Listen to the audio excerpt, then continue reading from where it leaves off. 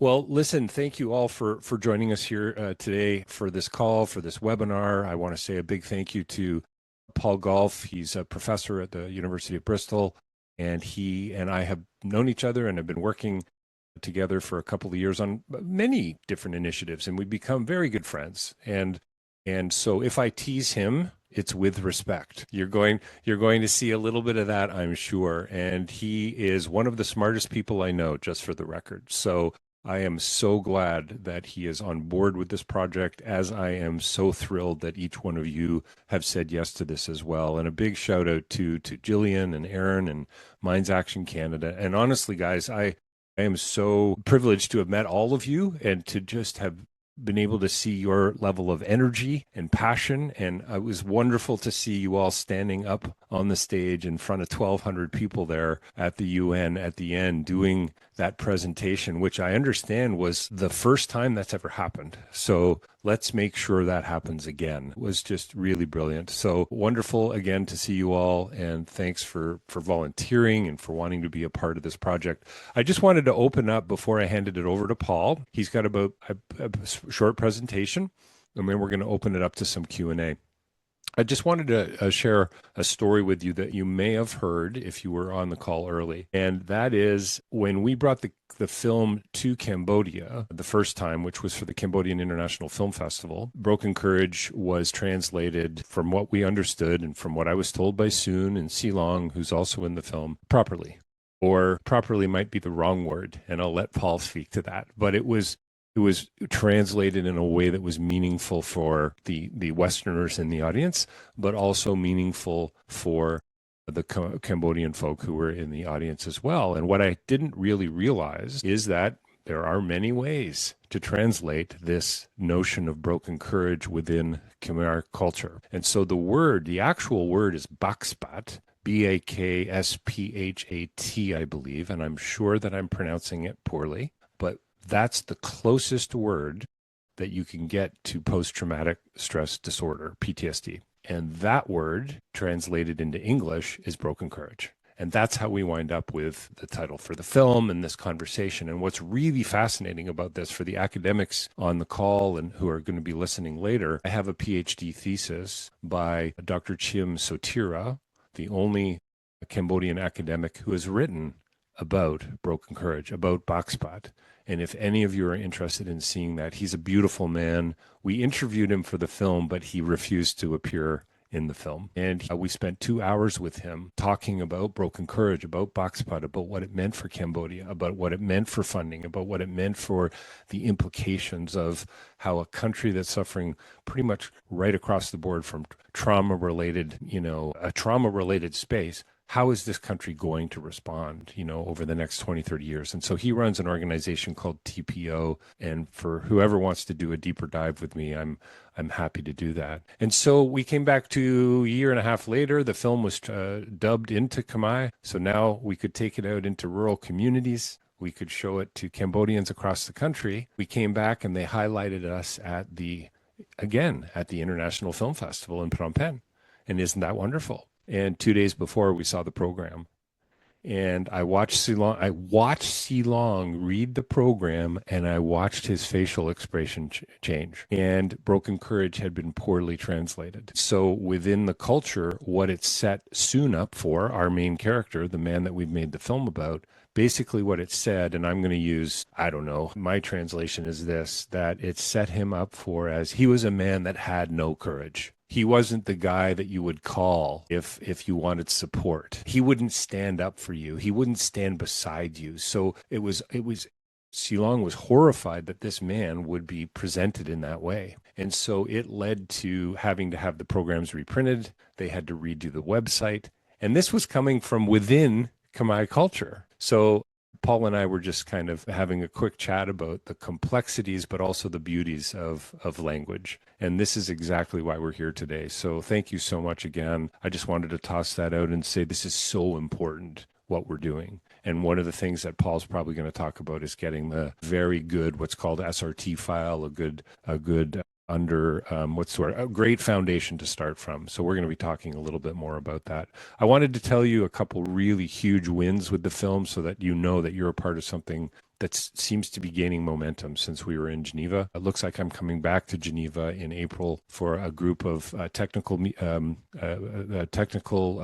that are working under the United Nations Mine Action Service, so UNMAS. I'm working on putting a proposal together for them for a 3-year advocacy campaign around the film, around landmine clearance and victim assistance. And I'd like to say that all of you were a part of that as well, because you were a part of the seeds that were planted, and you've already helped to water that soil. You really, really have. So that's in the process. I'm off to the University of Massachusetts and Smith College in 2 weeks because of somebody who was at the showing in Geneva. A young woman who was so moved by the film, she took it back to her school. 5 schools are getting together in 2 weeks, and the Pan Asian Network. And I am really excited about what this could mean for moving out in an educational kind of way, and maybe with a more of an educational campaign and into the US, which would be huge. As you guys may or may not know, I'm Canadian, and there's a little bit of tension between our 2 countries right now. This is a big win, and I'm really excited about this. They're already talking about taking trips to Cambodia. How amazing is that? The film's about to be released in Canada, across the country, and there are some other wonderful things happening too. But those are the biggest pieces of news. I've been telling everybody about this meeting that we were going to have this morning. I've got this group of people from around the world who are going to be stepping in to help get this story out there. So there you go. That's my intro. I'd love to get a hello and tell us who you are, where you're from, and what language you're going to be working on, and that would be great. And then we'll step right in and hand the microphone over to Paul. Everyone, I'm Malika, and I'm from Tajikistan. I work for Tajikistan, a campaign to ban landmines, and I'm very thrilled to be here. As David said already, we met before. It was the meeting in Geneva. That was very interesting. And later on, Gillian said me about the translation of Broken Courage, and I was so interested to do this stuff. And now I'm here. Yes, finally I found time. Thank you so much for organizing this meeting. And I'm very happy to see all of you. Thank you so much, Mr. Paul. Yes, I'm very happy to see a scholar, professor to be here. And also a lot of my friends are here as well. Andres, Dane, how are you guys? Yeah, thank you so much. Hi, my name is Giovanna. I'm from Brazil. Sorry to turn on my camera, but I'm working right now. I went to Geneva as well and to Cambodia through the Mines Action Fellows program, and I'm gonna translate the film to Portuguese. And I also work to disarm the humanitarian disarmament action for Brazilian. Sorry, I didn't say that right. Brazil. That's great. Thanks, Giovanna. Well, I guess it's my turn. I'm a little shy because I'm at the office. But hello, guys. It's a pleasure to see you guys again. I'm Andres Felipe from Colombia. I work at the Foundation in Risk Education, and I'm going to try to help to translate the movie into Spanish with 2 other colleagues from Colombia and Argentina that are not here, but we are going to work on that. So it's a pleasure. Thank you, Paul and David, for the space. And it's really a pleasure to see you guys again. Amazing. Thank you, Andres. So I'm Claire. I'm from Taiwan. And so the language I'll be translating the film into would be traditional Chinese. So I used to work in an NGO in Taiwan that worked on mine action advocacy and also victim assistance. I no longer work there, but I'm in the email loop. That's how I got the message that this film was circulating. So I jumped on the opportunity. I'm really glad to be here. So thank you. Thanks, Claire. And I just realized that I don't know that many of you have seen the film, if any of you have seen the film, and I'm going to change that tomorrow and get you a link through Jillian. So I'm going to share it with Jillian, and then she will be able to share it with whoever she wants in the network. And then who knows, maybe we'll be able to gain a little bit more interest as well. But it will come through a company called Indie Screener, just so you know. And you'll have 30 days to watch it, and it's protected and all those things. So anyway, thanks for that little reminder there, Claire. I'm not sure why that jogged my memory. And Dane, do you want to say hello?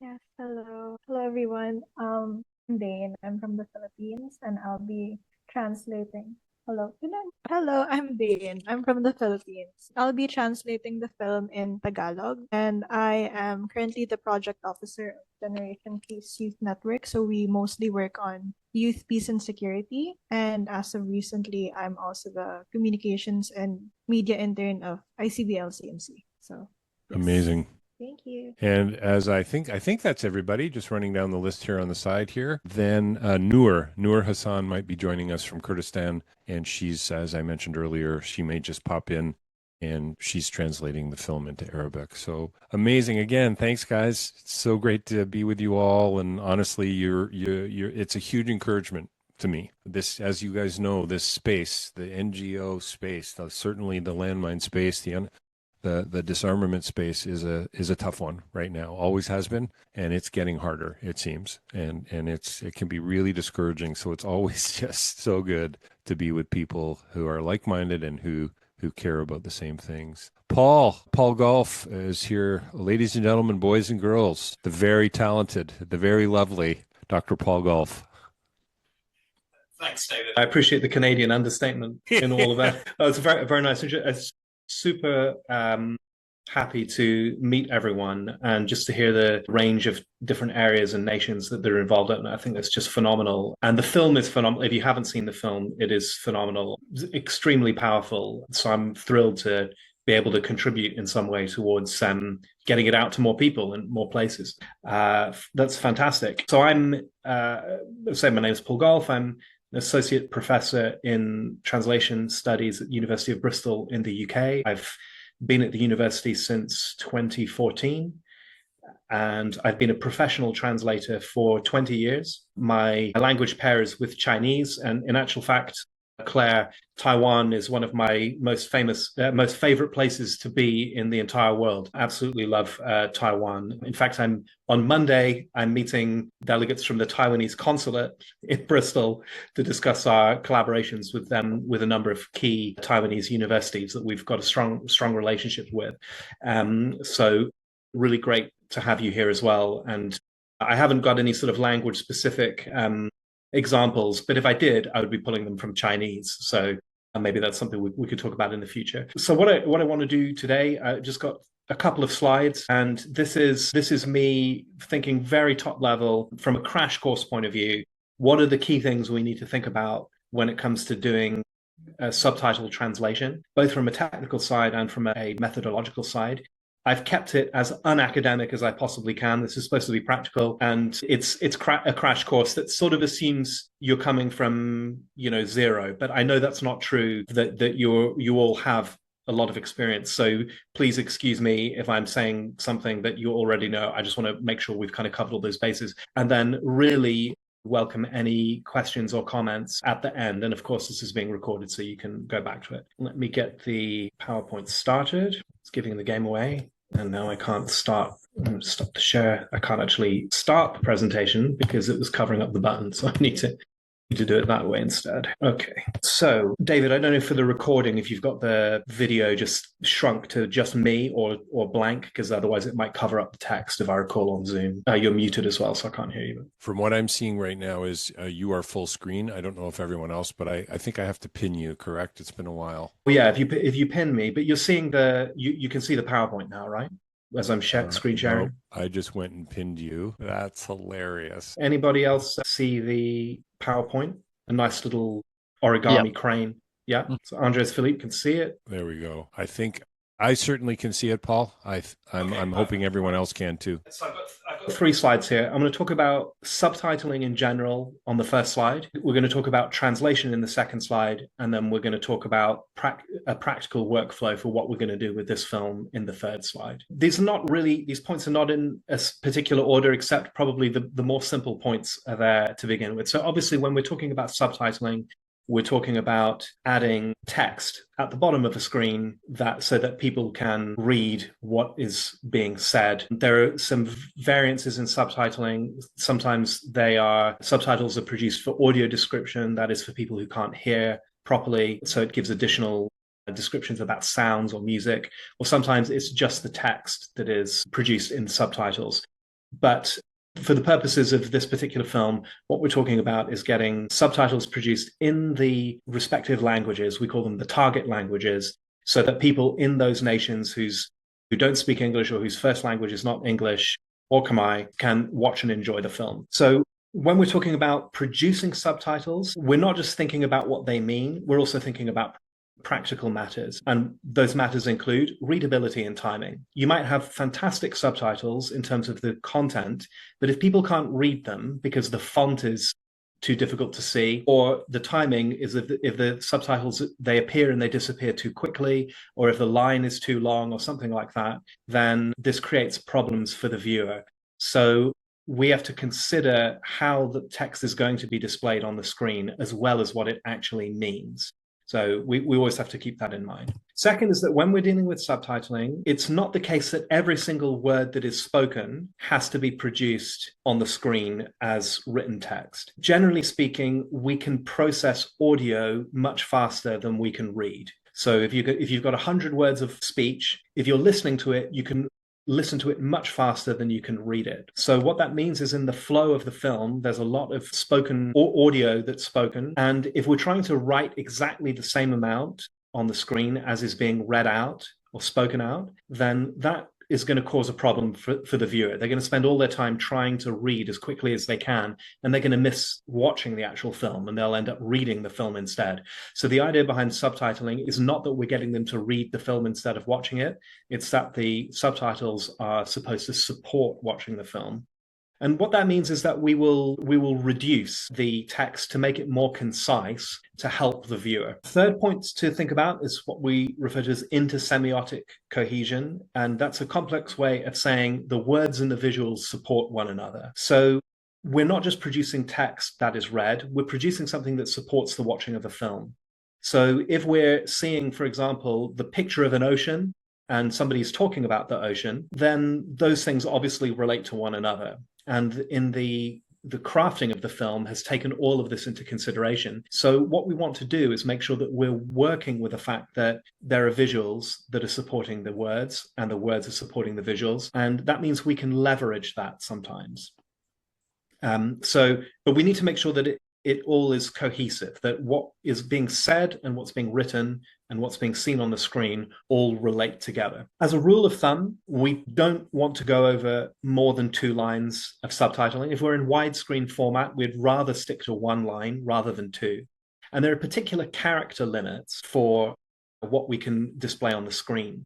And I'll get onto this in the translation section in a moment, but these character limits create massively different requirements for different languages. Chinese, for example, enables you to convey far more information with a smaller character count than a language like English. And a language like German can do much less than that as well.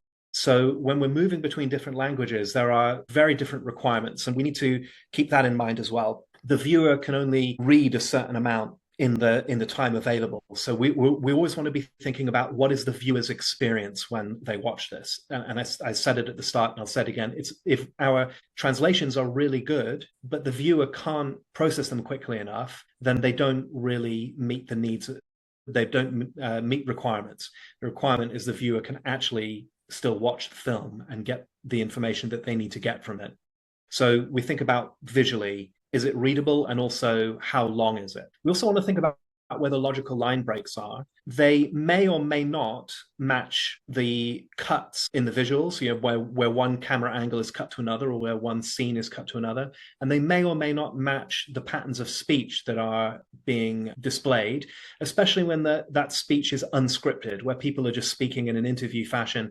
And there's a lot of that in Broken Courage. Speakers in the film are not necessarily speaking in the most logical, grammatically correct way. And we need to keep that in mind, that where the line breaks are going to be, what is going to be displayed on the screen at any one time, and whether it matches exactly what's being said by the person at that moment in time, or whether it is a slight mismatch. We actually have control over that as subtitlers. So if you imagine that somebody watching the film, if the speaker is speaking in English, but the viewer doesn't speak English, they don't necessarily understand anything from the audio of what the speaker is saying. So they are just reading what is being displayed to them on the subtitles. And so they're not necessarily judging, is the subtitle matching exactly what's being said at that particular moment? They're just reading it and assuming that what they're being given is accurate to what the speaker is saying. So again, we're thinking about the viewer's experience of watching the film, and the subtitles are giving them the logical pauses, phrases, breaks, and also that's going to be different for different languages. This is less of your problem as the translator. It's more the problem for the editor. But we also want to think about the positioning of the subtitles. Do they appear at the top of the screen? Do they appear at the bottom?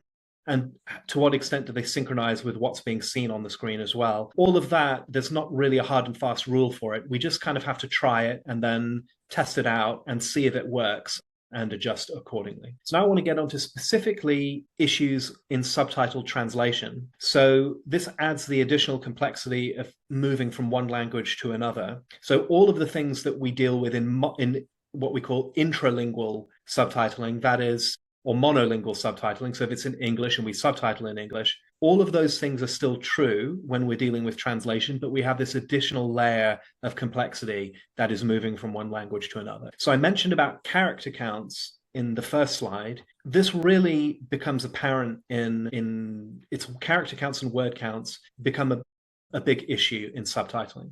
So if I compare English and Chinese, if we take one Chinese character to be equivalent to one word in English, then what we find is that it is approximately, we would take 60 to 70% of the word count in English than we would have in Chinese.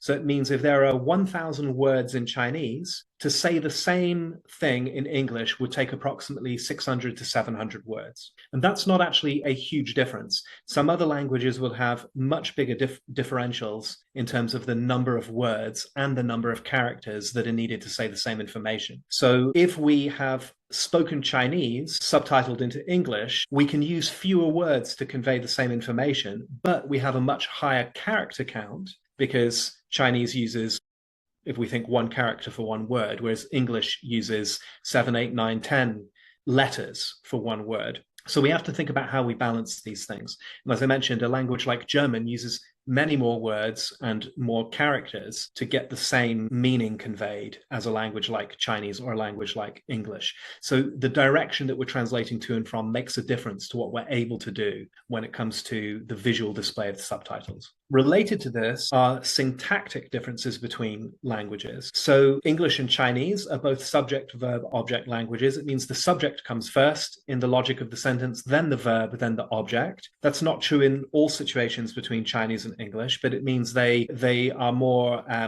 compatible in terms of what information you expect to come at different points in the sentence. If you take a language like Japanese, it's completely the other way around. In Japanese, we would describe as a topic, subject, verb structure, which means that it's almost exactly the opposite way round to English. And the verb comes right at the end of the sentence. So when we're trying to translate, if it's a long section of speech, in English, the verb may come very early, but in Japanese, the verb is going to come right at the end. And we have to factor that in when we're actually putting the subtitles up on the screen, because we might be delaying 30 seconds before we give somebody the verb in the Japanese compared to the English, and vice versa. If we were working into a language where the verb comes earlier, then we have to factor in how that is going to affect the viewer's experience and the cohesion with what's going on the screen. And this is something where we will really be looking to each of you with your particular expertise in different languages to make a judgment on this. We are able to turn things around. You as a translator do not need to follow the same syntax, the same word order that comes in the source language. You can turn it around in such a way that is most effective for your language. You have the freedom to do that. And that's a good translation. And I often find that sometimes when people are first starting to do this, they worry, am I allowed to do that? And yes, you're absolutely allowed to do that, because what is important is the overall cohesiveness of the message, not the word order. Third point here is translation of visual signs. So in the film, there's a number of instances where there are signposts. So one of them is the name of the War Museum, and it's never spoken out. It's just shown on the screen, and it assumes that you can read it. Now, we also need to think about when these visual signs or other pieces of visual information are displayed on the screen, do we need to produce a translation of that, or is it not important that we do that? So we need to make judgment calls about that as translators. When do we need to add additional information to factor in things that are just there visually that are not spoken. So it's not just words that we're translating, we're also thinking about how to translate the images where necessary. So for this particular translation,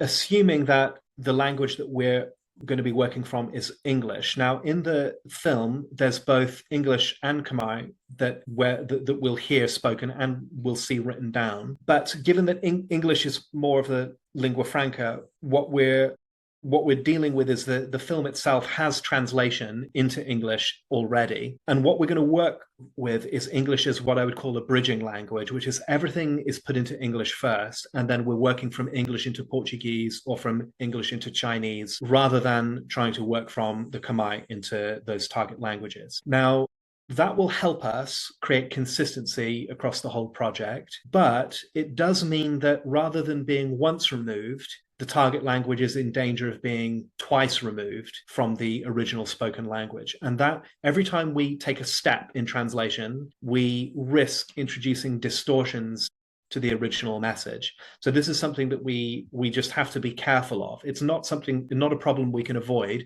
but it is something that we need to be mindful of. One of the things that we can do is add what we call gloss, which is, again, a technical word meaning explanations where there are unfamiliar terms. So sometimes the film will introduce a term that it assumes you know what that term means, but maybe you don't know what that term means. And maybe the assumption is accurate for an English speaker, but it is not accurate for a Chinese speaker. And so we want to be mindful of where there are particularly technical or unfamiliar terms, where we might actually want to add in brackets an explanation of the term that will help the viewer with understanding what it is that they're watching. Now, this is something that we don't want to do a lot of, because the problem is if we do this, we add more words. That makes the lines longer. It creates other problems. So we want to use it sparingly, but it is a tool that we have at our disposal, which will help us create additional logical cohesion in the target languages where necessary. Another matter related to this is how we interpret the meaning of complex text to begin with. And in this film, there are several sections where there's some quite technical and nuanced discussion around Buddhist teachings and the implication of a Buddhist worldview on how the individuals in the film and how the nation responds to the long-term impact of the Khmer Rouge genocide. So I've looked through carefully the English, and there are a couple of points where it's really quite nuanced, and the choice of one word or another might result in quite radically different interpretations in the target language. And what we need to do is just be very mindful of that when we come across those parts of the film, to make sure that we've really fully understood the nuances that we're trying to convey in the target language, and to make sure we're not introducing any unintentional bias. David mentioned about when the film was first shown in Cambodia, the bias that was produced in the translation of Broken Courage. Just even the title, that one phrase, had the potential to create a massively different impact on the audience than is intended. So there are a few other points in the film where that can happen, and we just need to be very careful in how we handle those. Now, depending on the target culture, this will be easier or harder. So again, Claire, for Taiwan, Buddhist concepts are much more familiar than they are in English, because Buddhism has a longer history and is much more embedded in the culture of Chinese speakers, both in Taiwan and in other parts of the Chinese-speaking world.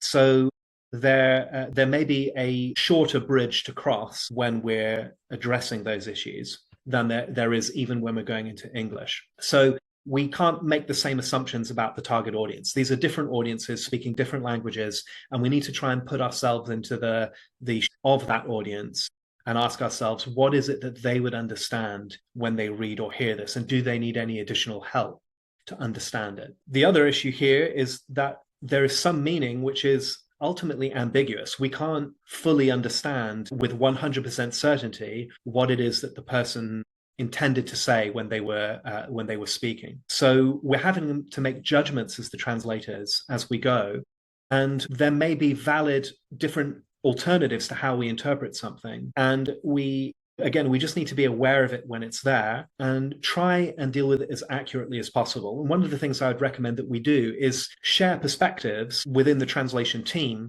If you are struggling with a particular term or a particular section, then ask the team, how did you understand this? Or how did you deal with it in your own language? And then we can learn from each other.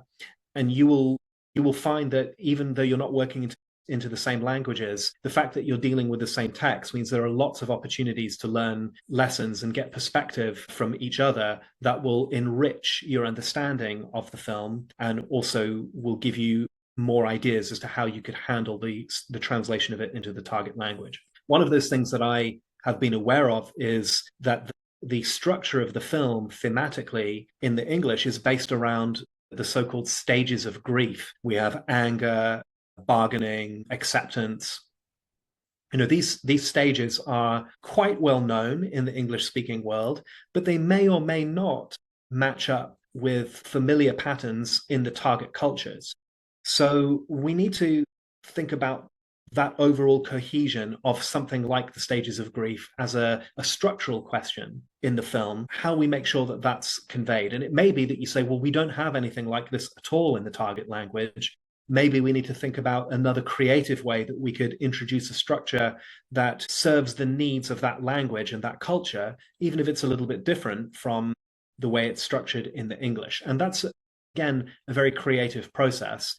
And I want to encourage you to be creative in thinking about how you might be able to do things like that in your particular language. And that was my last point here, which is, again, when we're dealing with translation, we're often thinking about words and phrases, but I want to encourage you to think about the overall theme or themes of the film first. What is it that the film is trying to say? What is it that the film wants you to feel?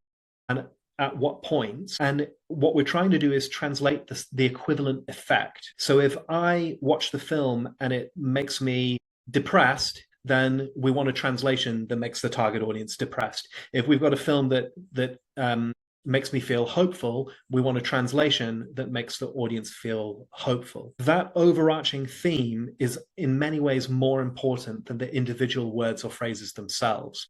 So we can work with the level of words and phrases, but we also want to work with the level of the film as an integrated system in the first instance as well. And that will actually change sometimes the words that we use, because we might think, well, I've got a really good word for how to translate this word here, but it doesn't match the overall feeling or the theme of the film. It doesn't cohere with the tone or the emotional register or the more intangible, significant meaning of the film. So when that happens, we want to prioritize the overall coherence rather than individual words, even if that means making more radical changes to the words that would be used at those individual points in time. So finally, talking practically how we're going to do this then from a workflow point of view. Right now, I'm working on this, which is a cleaning up of the English version. And when I say cleaning up, what I mean is that a lot of the English that is written in the subtitling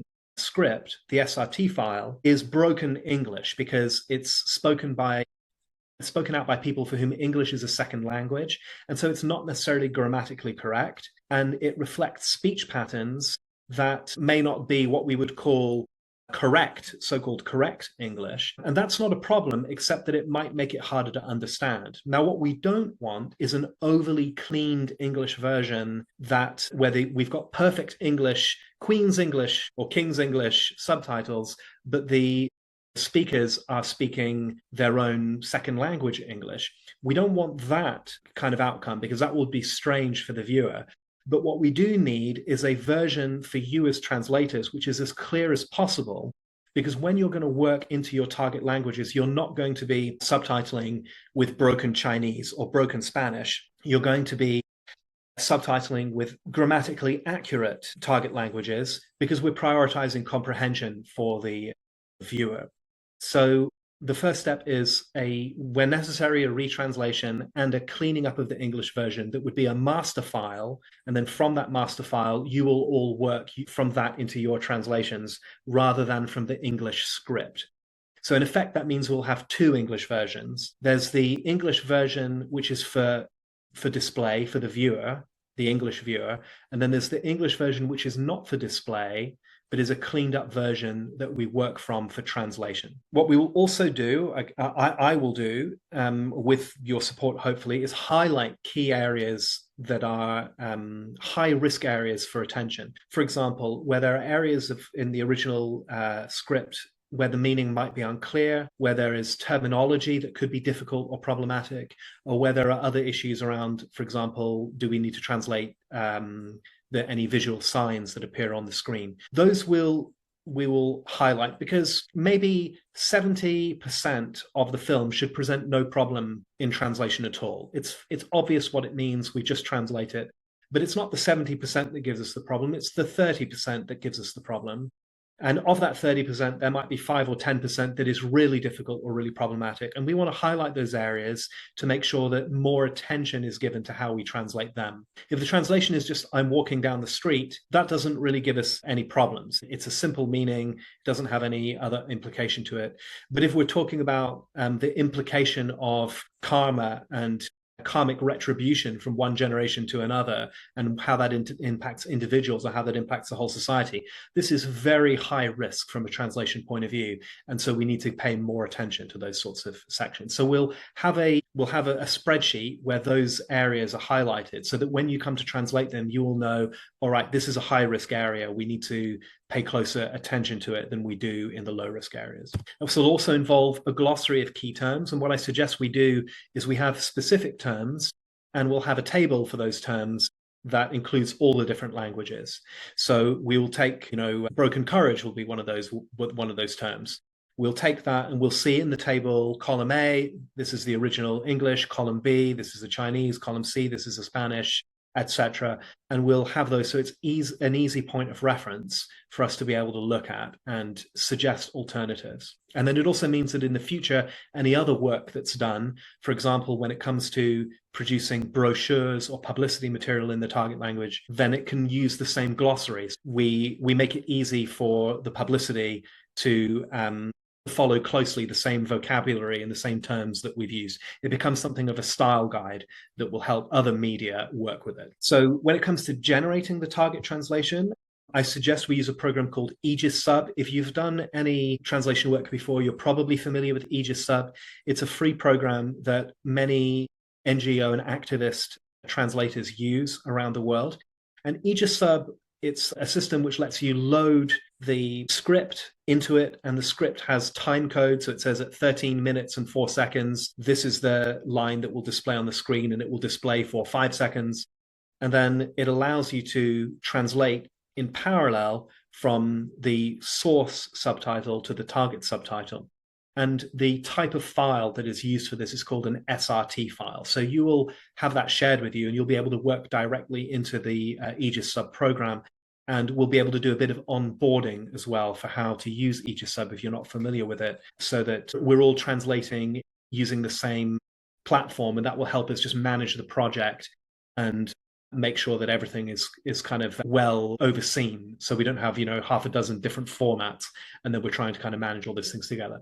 So once the target translations are generated, the next thing that will happen is those SRT files will be integrated into the film, and you probably won't be doing that. Aegis Sub actually helps us automate it, but the editing team will integrate the target language versions, and then they will have those versions available to view. And then the next step is that you and maybe others will do a check and an edit of the finished version. So we'll have a Spanish version, for example. We'll then want somebody to watch the Spanish version. The translators will watch it. But then it would be even better if we have somebody who knows nothing about the film, who's not seen the English version, and even better if they don't understand English at all. We would like, best practice would be that they watch the film and then they give us feedback if there are any areas that were confusing for them or where we might be able to tweak the translation to make it better.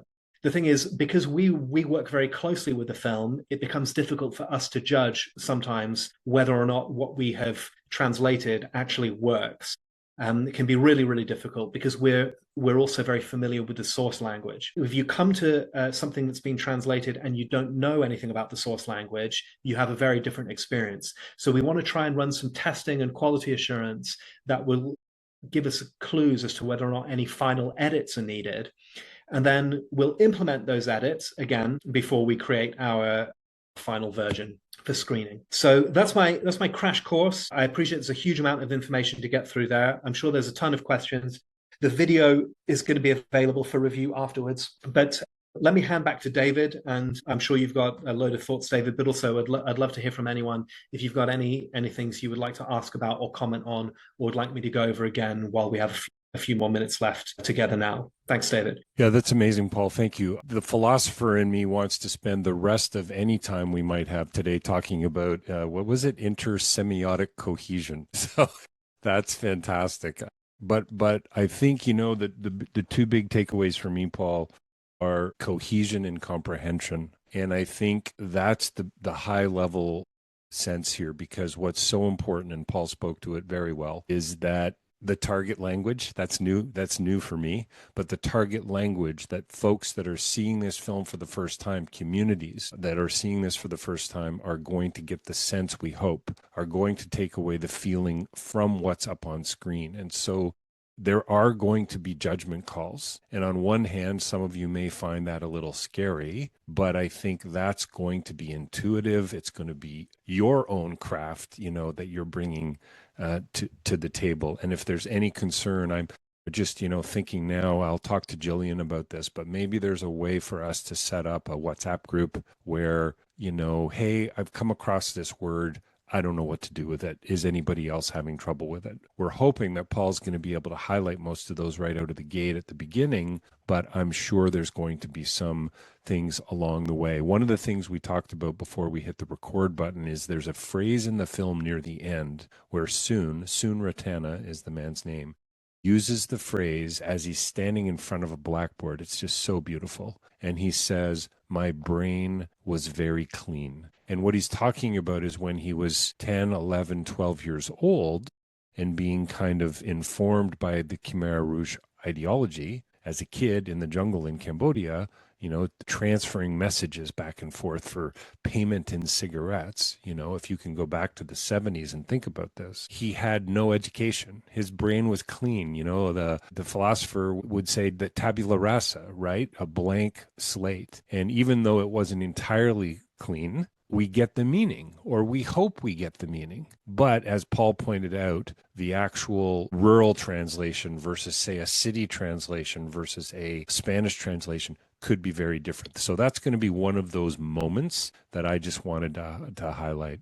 So again, I know we're almost sort of at the hour. Thank you all for coming. Is there any high level sort of quick questions at all about anything, about workflow, about timing? I mean, I also want to say that my hope is that once we are translated and we're in new languages, Noor who's from Iraq originally, she said this movie needs to be seen by everybody in Iraq, which I'm just so excited and thrilled by. And I hope that each one of you, at the risk of asking too much, will become advocates not only for this project, but the film as well. And I would love to bring it to your communities, to your countries as well. So anyway, just as we wrap, I'm going to create a transcription from this. I think we'll get the PowerPoint from Paul, if he's okay with that, and there'll be a recording. Any questions at all? In my case, I just want to know what are the next steps. Yeah, so I think the next steps are essentially getting you can help me out, Paul, here, but the foundational SRT file. So we get that English SRT file that may not actually be seen on screen. In fact, won't be seen on screen because we have that translation already. That was done by We went through 3 different translations, by the way, for our subtitles for the film before we landed on what we found was most meaningful according to a Khmer translator, right? So we had lots of questions, and Paul points out the stages of grief come up in the film, and that was one of my biggest concerns culturally. And so I met with 2 different Buddhist high-level monks within Cambodia to ask, do these stages translate into a Buddhist culture, into Khmer culture? And he assured me that they do. It was just that they would be expressed a little differently. And so the stages of grief are denial, anger, bargaining, depression, and acceptance.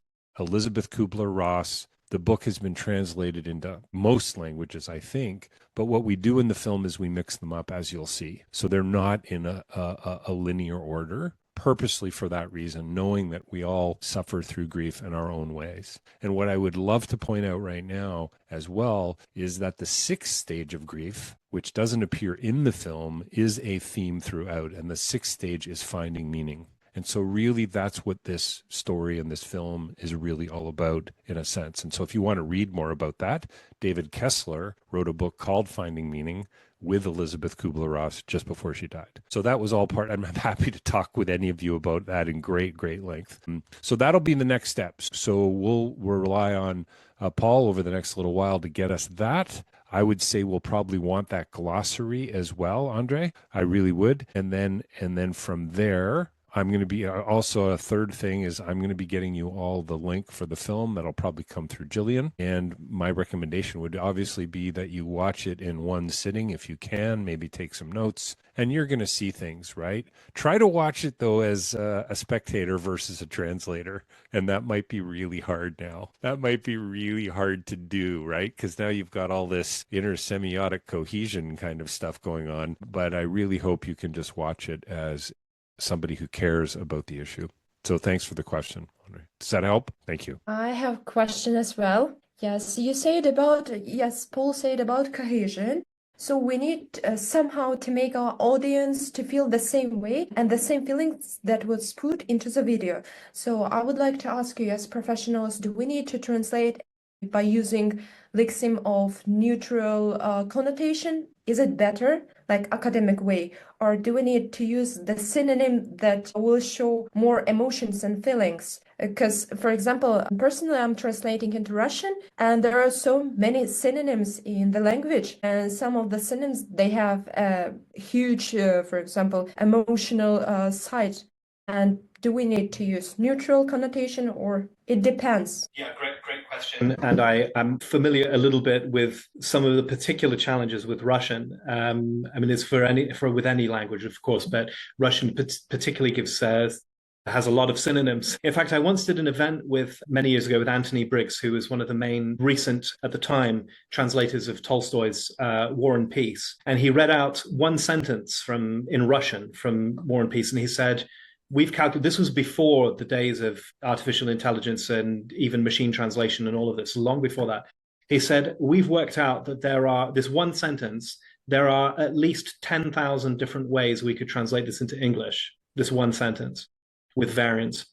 So I think that we're really looking to you to make a judgment call on this. There's not really a right or wrong answer. It's not the case that you have to use the same methodology throughout. You can vary your methodology. Sometimes you might think, I have to take a more, so-called literal approach. I don't like the word literal, but just for the sake of argument, so-called literal approach. Also, you think, actually, I need to really use something that is quite, qualitatively different in order to get the same feeling across. But I want to say you have the freedom to do that, in fact.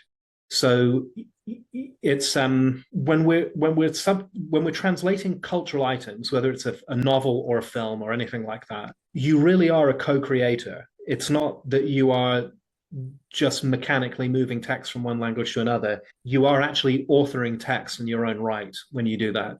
So it's important for you you are the first viewer for your language. So how you feel about it and how you respond to it is going to go into what you create. And that's right. It should be that way. So we're looking to you as experts, not to put you under pressure to think, well, I'm not an expert as a translator or anything, but you are an expert in the sense that you have an intuition about the lived experience of people from your culture, from your language, how they're going to feel, how they're going to respond to it. And of course, for a language like Russian, that is going to vary massively, right? Lots of different people within the same language, but you are going to be much closer to that than people who are not within that language and culture. And so, Paul, I'd like to also just toss out there that I've fully support that notion. You guys really are experts, cultural experts, and you're also bringing so much knowledge and experience to the field with respect to this issue as well. And just a little quick aside, I'm talking to the UN about potentially re-editing the whole film into a new film that is really going to focus on the landmine advocacy, victim assistance, and clearance. So that's a whole other conversation for another time. But you're a part of this as well. And Paul, I so love that you called everyone here today a co-creator, because I absolutely would validate that. I want to say this: I am accessible. So if you wanted to chat about some issue, let's say you come across something, Malika, and it's a cinema, and you're not sure, Malika, please reach out. I will get on a Zoom call. I will chat with you about it. We'll figure it out together. And if I can't answer it, believe me, I will reach out to Paul, and I'm sure he has other experts he can speak to, because this is a super important issue, especially around issues like grief and trauma and post-traumatic stress disorder. Those are the biggies, religious implications. We want to remain faithful to each culture as well and respectful. So great questions, both of you. Thank you for that. And I hope that helps. Anybody else? David, do you have any questions that have come up? Well, so I think I did write a few down. I wanted to talk about the complex issues, the judgment calls. I think we've sort of covered that. And then I think the only other thought, Paul, and maybe this is the Aegis comment, is that, how do I put this? Can we take the SRT file? Can I run it through a Spanish AI translator?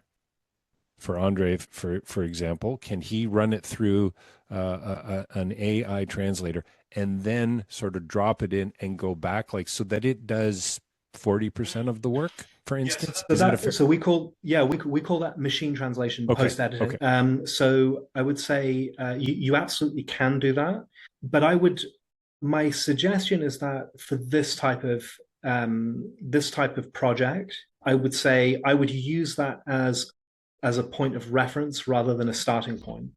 So it's quite common that we'll do that. We'll run a text through into the target language, generate something that's machine translated, then we'll go in and edit it. But I think that because there's a lot of kind of creative weight on a lot of these things, I think that the risk of doing that is as soon as you've passed it through a machine and then you get a target version, you think, oh yeah, that target version is pretty good here. But suddenly it's affecting the way that you see it. And I think that it's better that you just try and do it yourself first. Even if you just produce like a rough version, then you can run it through a machine and then cross-reference it for accuracy. I think that's quite a good way to do it.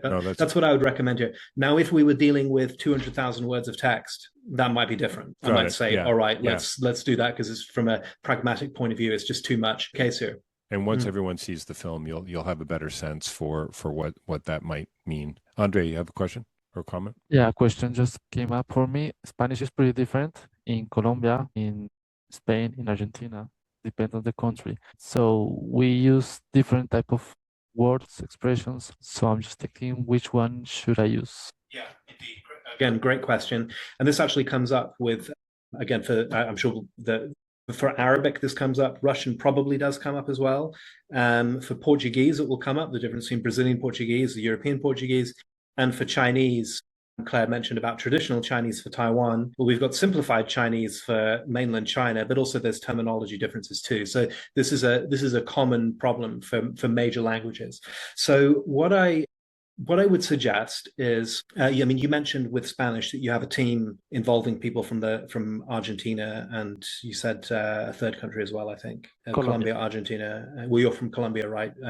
There's a Colombia, Argentina, and you have someone from Spain as well, or what was the... I don't remember anyway. Not just maybe you only said two. Just two. Yeah. So, in some senses, and we're looking to you to advise us, because we don't know what the best approach would be in particular cases. So when I've done projects like this before, complex projects with multiple languages, it is sometimes the case that the translator will say, listen, if we use this word here, it really works for, let's say, Quebecois French, but it does not work for European French. If we use this other word here, it's not exactly as good as we could get it, but it is a word that is acceptable to both. So sometimes you get those sorts of features that are there. Suggest is that wherever possible, this is not a rule, by the way, it's kind of a principle.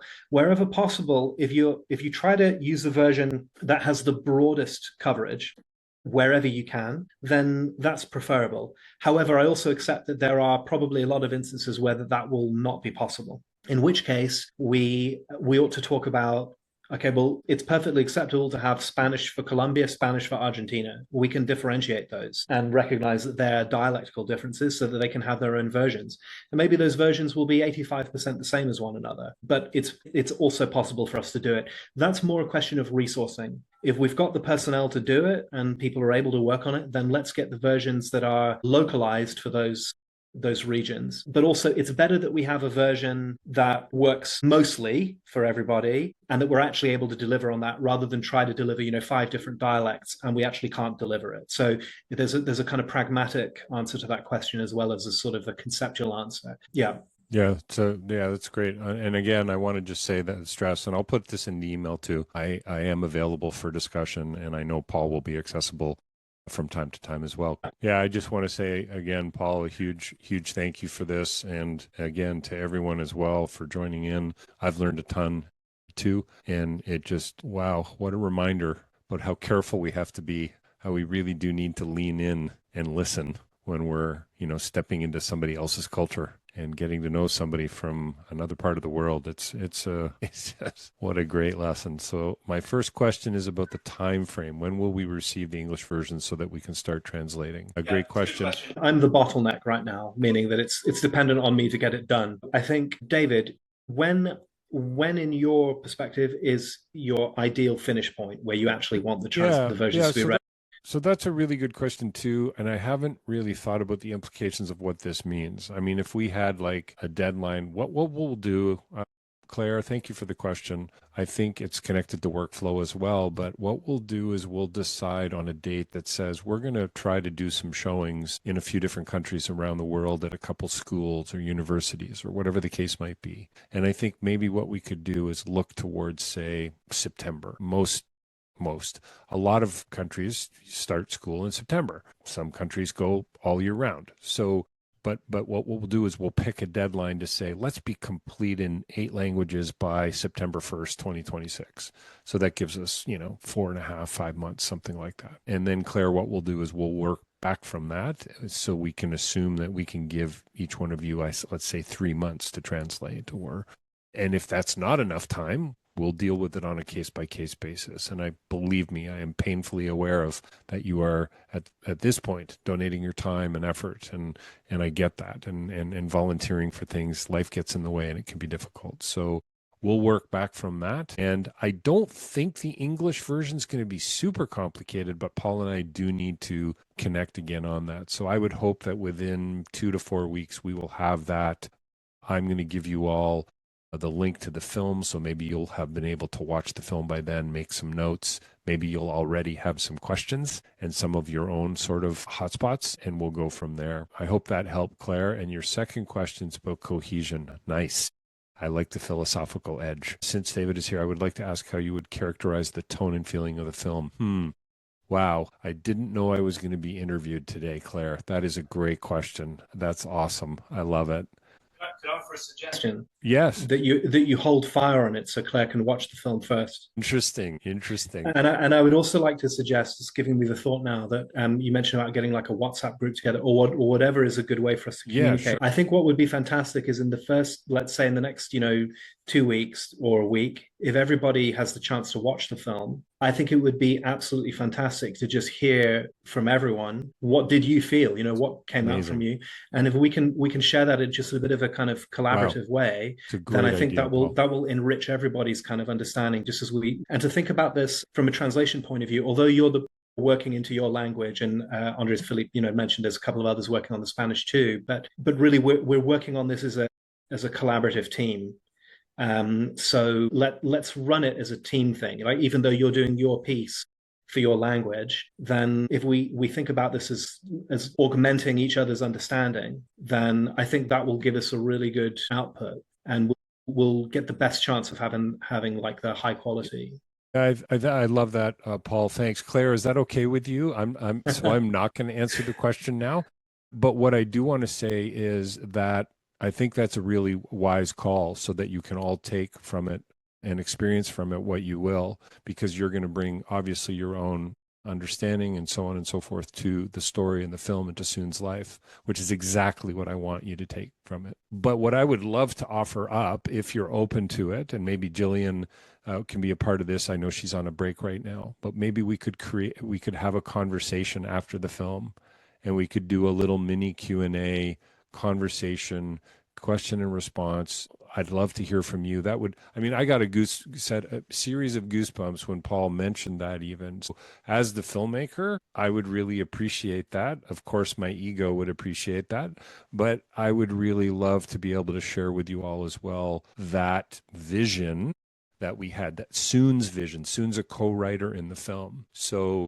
that would mean a lot to me, but at the same time, I get that we're all busy. But if you think that might help you as you unpack and translate the film, then I think we should do it. So great idea. Thanks for the question, Claire. And thank you for accommodating me on not answering it right now. I'd be happy to answer it, but I don't, Paul's right. I don't want to color your takeaway. Thank you all again. If you want to reach out to me, I'm in the email, please do. And we'll get this back to you very soon. You're going to get a link to the film. And you're also going to get, I think, a transcription of this as well. And then Paul's PowerPoint presentation. And then we'll be coming up with the English SRT file. It's great to see you. And even those that I can't see, I can still see you in some way. So I think it's just awesome that you guys are here with us today. Thanks very much. Thanks, everybody. Have a great rest of your day. We'll be in touch very soon. Bye bye. Thanks so much. Thank you so much. Bye-bye. Bye-bye.